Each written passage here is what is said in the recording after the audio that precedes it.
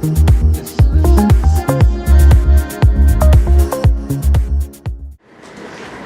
Sibu, I remember when you started off creating MoFire, you got into a lot of trouble. And there was a lot of criticism around, you know, the SAP and then you know, I remember once you got a call from Bruce on 702 and people were just saying, what's going on? What's going on with this product? How did you bounce back from that? Thank you, I appreciate it. I don't even think it's bouncing back because we disruptors. If you're an entrepreneur and you think you must just be towing the line and just being, you have to, but then you at some point you gotta disrupt, you know, because you need to understand the system is designed that you don't mess it up, you follow the system. But when you're coming with something and nothing is happening, you gotta disrupt, find a way in which you don't necessarily break the rules, but you can bend them somehow at some point. And I guess that's exactly what I did. What he's referring to, for those who don't understand, is I was working for the biggest commercial station in the country, which is Metro FM, and we had an awards show that was broadcasted to over 10 million people throughout the country. I went on an awards show on stage and I advertised my drink and I screamed and I got the auditorium of about 18,000 people screaming MoFire. And they fired me, so I was MoFired.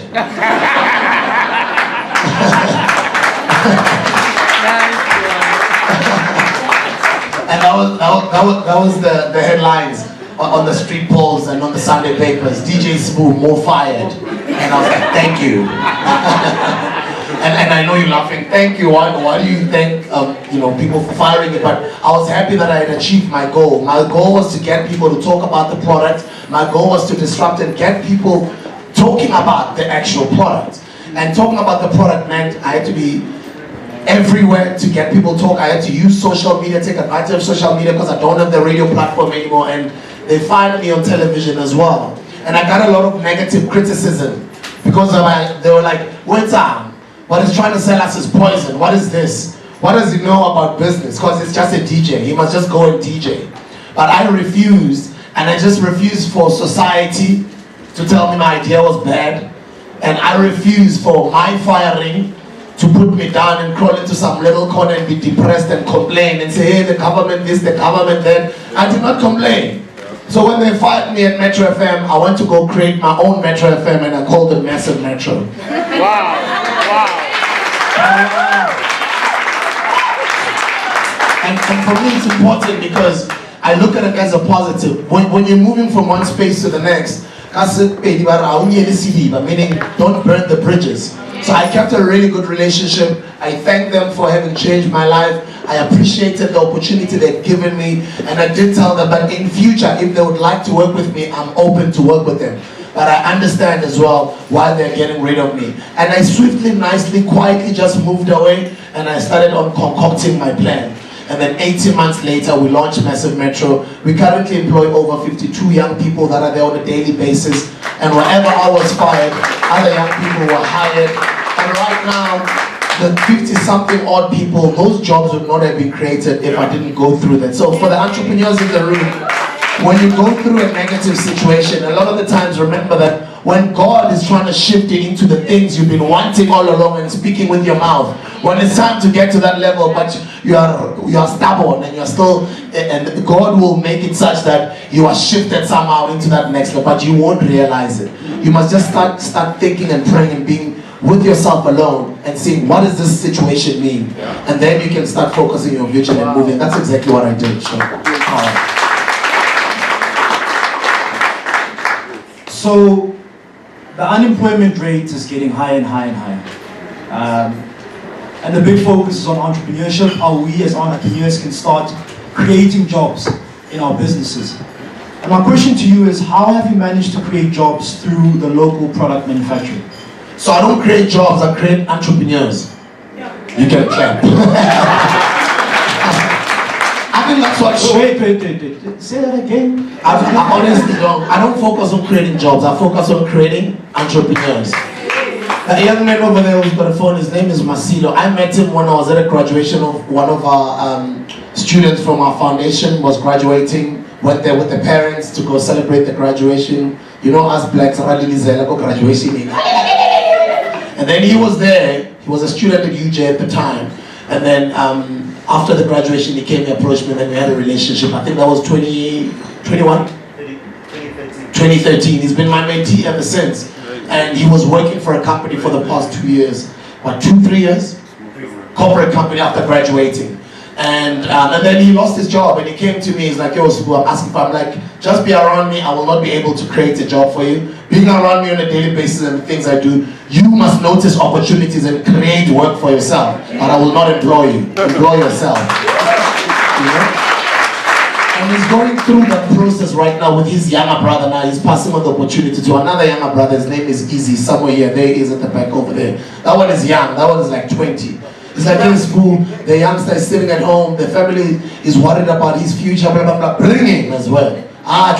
He must create himself an opportunity. But also the guys that sell this, we tried to get into retail, which was very difficult for a couple of years. We started focusing on the informal markets. We started going to the wholesalers, selling it to the wholesalers at a lesser price, and encouraging young unemployed people, students, to go buy and sell. So they buy this for like an equivalent of 6 rand, they sell it for 12 rand, they make 100% profit. And then you've got like hawkers, plaza shop owners in the townships selling the drink. We've got over 3,000 young people selling. Who saw this at the street corner this morning while coming in? What is it? It's called More Fire. Oh, sorry, my sister, it's called More Fire. Oh, yes. It's called More Fire. It's the first black-owned energy drink brand. So those people who sell this on a daily basis are learning entrepreneurship, but they're selling, they're employing themselves. And they make anything from as minimum as 200 rands profit a day all the way to 1,000 or more. It's up to you with entrepreneurship. Incredible. Just the last question from my side, and then I'm going to open it up to the audience. I know that there are many people who are trying to get their local products either into retail so that they can have a larger reach, and they're facing barriers and they're facing obstacles. I remember when you started off, you knocked on those doors, and those doors were not opening. What's your advice to a young person who's here saying, well, for the local product, I'm trying to get this product or these potatoes into a Woolworths. I'm trying to get these products into a PEP or whatever it is. But I'm facing barriers. I keep on knocking and the door's not opening. It's interesting when you get introduced. Me, I'm not even looking at the high score. You know, I'm just working. I'm working. And then I walk into a room, they introduce me as his 3rd book is a bestseller. It's like, wow. He's this, he's that, and all these titles keep coming. And I'm just so focused on my work on a daily basis that I don't look at who's doing what, that one is doing. I'm just so focused on doing, and then the titles just keep coming because of what people think it's achievements. But yes, there will be growth because it's repetition and consistency with entrepreneurship. When we started with our first, when he introduced me, he said, the 3rd book is a bestseller. When we started with our first book, CNA wouldn't take us. But how many of you guys saw my commercial with CNA right now on South African television? Why are they advertising with us right now? Or they're advertising our book? Or they're pre-committing over 5,000 books, even before the book comes out. Because they know that it'll sell because the previous book sold in their stores and their first one sold in their stores. And how did they get involved with us? When they didn't want us and exclusive books. We went out with the same young people and others. We went out and sold it literally at parties. We're selling a book, guys. I'm not talking alcohol, I'm talking a book. We've got those pictures. Go to our social media from back then, 2014, 2013. We're selling a book, got it Tarateng, got it Bashing, got it Bati, got it Kapo. We're making so much noise on social media that a lot of traffic started going into the CNAs and exclusive books and demanding the book. Then that's how they started inviting us. Who is this guy? Who is this author? What book is this? Then we got into their shelves. Then we announced it through our social media that it's available in their platform. Then it became a bestseller, and then we started growing like that. So that's my advice to don't wait for them. Create your own market. We've got over 30 million black people in this country. We've got over 55 million people in this country. You don't even have to look at race or color. Just go and sell your product whichever way you can. You've got social media in your hands, 55 rands data bundles. If you're on Telkom mobile, 1 gig is cheaper. If you're using Rain, it's even much cheaper to get data. Go and sell your product. At some point, if you keep selling it continuously, consistency, continuously non-stop, advertising it continuously, daily, they'll call you names, they'll keep downting, they'll keep shutting those doors, but at some point, trust me, somebody will see you and somebody will, I always say, start, and as you go, God will provide the resources. All right, ladies and gentlemen, we're going to get straight into the panel discussion now. If you've got questions, DJ Spool will still be here afterwards. But also, if you can put them through Twitter, right, we'll be able to select a couple of those questions, because I can imagine if you had to open it up now, what's going to happen. So go on social media, post your questions, and then we'll take the questions. But now we're going to head on to the panel discussion. Once again, DJ Spool, thank you so much. We honor you and appreciate you. God bless you. Thank you.